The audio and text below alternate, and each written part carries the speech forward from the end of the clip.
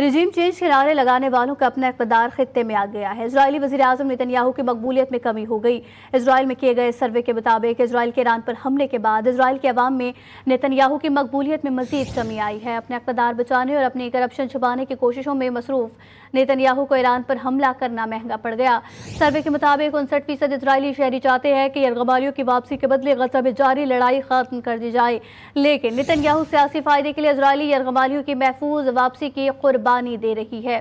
دوسری جانب 49% اسرائیلیوں کو ماننا ہے کہ غزہ کی جنگ اب بھی جاری رہنے کی وجہ صرف نیتن یاہو کی سیاسی خواہشات ہیں۔ اسرائیلیوں کی اکثریت اب نیتن یاہو پر اعتماد نہیں کرتی۔ نیتن یاہو کے جنگی اقدامات کی وجہ سے اسرائیل میں ان کے خلاف مظاہرے کیے جا رہے ہیں۔ رجیم چینج کے نعرے لگانے والوں کا اپنا اقتدار خطے میں آ گیا ہے۔ اسرائیلی وزیراعظم نیتن یاہو کی مقبولیت میں کمی ہو گئی۔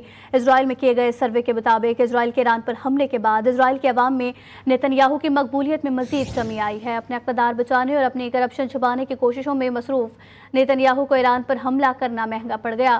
سروے کے مطابق 59% اسرائیلی شہری چاہتے ہیں کہ یرغمالیوں کی واپسی کے بدلے غزہ میں جاری لڑائی ختم کر دی جائے، لیکن نیتن یاہو سیاسی فائدے کے لیے اسرائیلی یرغمالیوں کی محفوظ واپسی کی قربانی دے رہی ہے۔ دوسری جانب 49% اسرائیلیوں کو ماننا ہے کہ غزہ کی جنگ اب بھی جاری رہنے کی وجہ صرف نیتن یاہو کی سیاسی خواہشات ہیں۔